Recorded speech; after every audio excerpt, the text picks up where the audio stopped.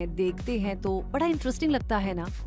और आपने कभी सोचा है कि आप भी कुछ ऐसा ही ज्वाइन करना चाहते हैं? अगर हाँ, तो आप कौन सा जॉब रोल पसंद करेंगे, फ्लाइंग रोल या नॉन फ्लाइंग रोल? कमेंट करके जरूर बताइएगा।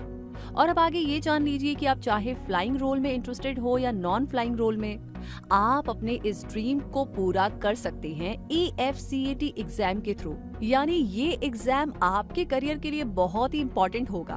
तभी तो आज के इस वीडियो में हम आपको बताने वाले हैं AFCAT एग्जाम की वो सारी डिटेल्स जो कि इस एग्जाम को समझने में आपकी हेल्प करेगी और आप ये डिसाइड कर पाएंगे कि ये एग्जाम देना आपके लिए राइट चॉइस रहेगा या नहीं। तो अगले कुछ मिनट इन्वेस्ट कीजिए इस वीडियो पर। तो चलिए शुरू करते हैं और डिटेल में जानते हैं AFCAT एग्जाम के बारे में। AFCAT यानी कि एयरफोर्स कॉमन एडमिशन टेस्ट। ये एग्जाम इंडियन एयरफोर्स द्वारा कंडक्ट किया जाता है और इस नेशनल लेवल के एग्जाम के थ्रू फ्लाइंग ब्रांच और ग्राउंड ड्यूटीज में क्लास फर्स्ट गैजेटेड ऑफिसर्स का सिलेक्शन किया जाता है। ये एग्जाम साल में 2 बार होता है, फरवरी और अगस्त के महीने में। इस एग्जाम के थ्रू मेल और फीमेल कैंडिडेट्स इंडियन एयरफोर्स में फ्लाइंग ब्रांच और ग्राउंड ड्यूटीज ब्रांच ज्वाइन कर सकते हैं। ये एग्जाम 2 तरह की कमीशंस ग्रांट करने के लिए होता है। पहला है मेल कैंडिडेट्स के लिए परमानेंट कमीशन यानी PC, जिसमें परमानेंट कमीशन ऑफिसर की तरह ज्वाइन करने वाले कैंडिडेट्स रिटायर होने तक सर्विस में रहते हैं। दूसरा है मेन और विमेन कैंडिडेट्स के लिए शॉर्ट सर्विस कमीशन यानी कि SSC। इसमें फ्लाइंग ब्रांच में main and women SSC officers के लिए सर्विस पीरियड 14 साल का होता है। ग्राउंड ड्यूटी टेक्निकल और नॉन टेक्निकल SSC ऑफिसर्स के लिए ये ड्यूरेशन 10 साल होती है, जिसमें 4 साल का एक्सटेंशन भी मिल सकता है। परमानेंट कमीशन मिलने के चांसेस सर्विस के लास्ट 1 ईयर में बन सकते हैं, जो वैकेंसीज और मेरिट जैसे कई फैक्टर्स पर बेस्ड होती है। इन दोनों कमीशंस के बारे में जानने के बाद अब आगे आपको बताते हैं कि इस एग्जाम में कैंडिडेट्स को ऑनलाइन एग्जाम और AFSAB यानी एयरफोर्स सिलेक्शन बोर्ड इंटरव्यू में उनकी परफॉर्मेंस के बेस पर सिलेक्ट किया जाता है। और ग्राउंड ड्यूटी टेक्निकल ब्रांचेस के लिए अप्लाई करने वाले कैंडिडेट्स को AFCAT के साथ EKT यानी इंजीनियरिंग नॉलेज टेस्ट में भी अपीयर होना होता है। चलिए अब जानते हैं AFCAT एग्जाम में अपीयर होने के लिए क्राइटेरिया क्या हो सकता है।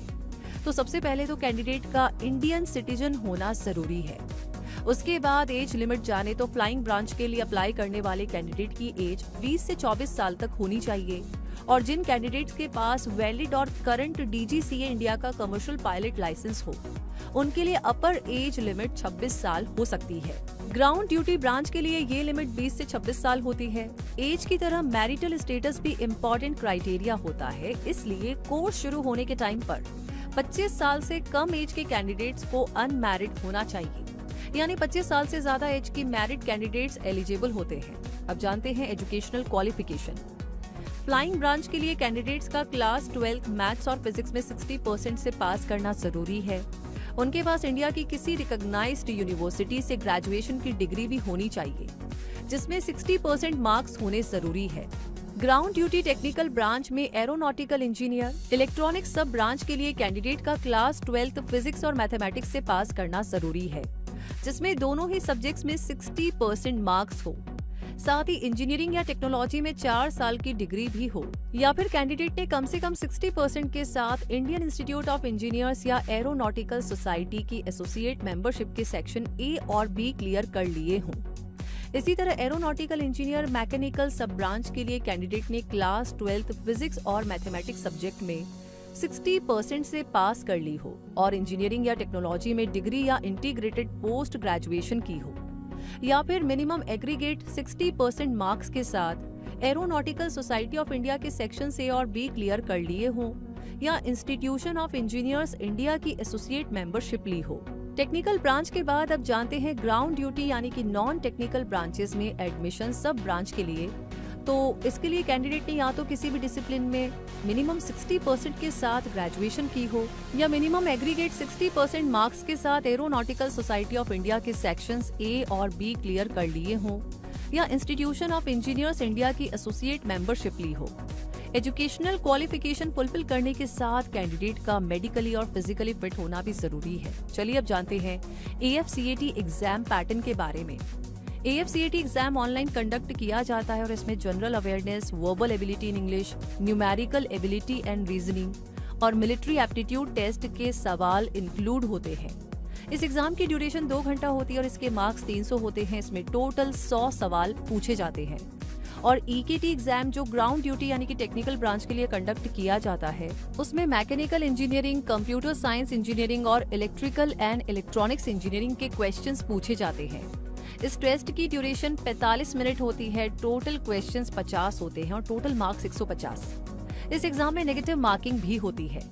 AFCAT सिलेबस को देखें तो इंग्लिश में comprehension, error detection, sentence completion, filling in of right word, synonyms, antonyms, testing of vocabulary, idioms and phrases topics cover किए जाते हैं। जनरल अवेयरनेस में history, geography, civics, politics, current affairs, environment, basic science, defence, art, culture, sports etcetera topic cover होते हैं।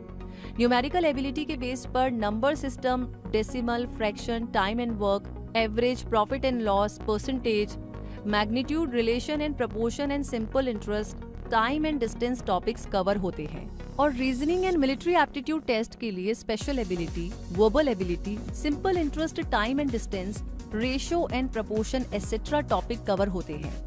और अब syllabus के बाद AFCAT एग्जाम के सिलेक्शन की बात की जाए तो AFCAT CBT एग्जाम यानी कंप्यूटर बेस्ड टेस्ट क्वालिफाई करने वाले कैंडिडेट्स को AFSB इंटरव्यू के लिए बुलाया जाता है और ये इंटरव्यू 3 स्टेजेस में पूरा होता है। स्टेज फर्स्ट में officer intelligence rating test, discussion test और पिक्चर परसेप्शन टेस्ट कंडक्ट किए जाते हैं। Stage second selected candidate psychological test, group test, interview और डॉक्यूमेंट वेरिफिकेशन प्रोसेस में पार्ट लेते हैं। स्टेज थर्ड, ये स्टेज फ्लाइंग ब्रांच कैंडिडेट्स के लिए होती है, जिसमें flying branch candidates computerised pilot selection system यानी CPSS में अपीयर होते हैं। तो इन सारे स्टेप्स के बाद में AFCAT रिटन एग्जाम और AFSB टेस्ट के बेस पर फाइनल सिलेक्शन लिस्ट तैयार होती है, जिसमें शॉर्ट लिस्टेड कैंडिडेट्स के नाम शामिल होते हैं। अब बात करें सैलरी की तो पे स्केल पोस्ट वाइज वेरी करती है और सारी ब्रांचेस के लिए पे बैंड 56,100 रुपए पर मंथ होता है। इसके अलावा transport allowance, children education allowance जैसे कई सारे बेनिफिट्स भी मिलते हैं और इंडिया एयरफोर्स का हिस्सा बनने का सेटिस्फेक्शन और रिस्पेक्ट भी तो मिलती है। तो बस फिर अब आपको इंडियन एयरफोर्स का हिस्सा बनने का ये जरिया पता चल चुका है, यानी AFCAT एग्जाम की वो सारी डिटेल्स मिल गई हैं जो कि इस एग्जाम के बारे में आपको क्लैरिटी दे सकती है। इसलिए इस इंफॉर्मेशन की हेल्प लेकर डिसाइड कीजिए कि AFCAT एग्जाम के लिए तैयारी करना आपके लिए किस तरीके से फायदेमंद रहेगा।